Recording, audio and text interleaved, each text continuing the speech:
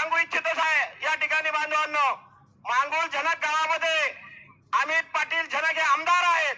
त्या गावामध्ये आजही पिण्याचं पाणी 1 किलो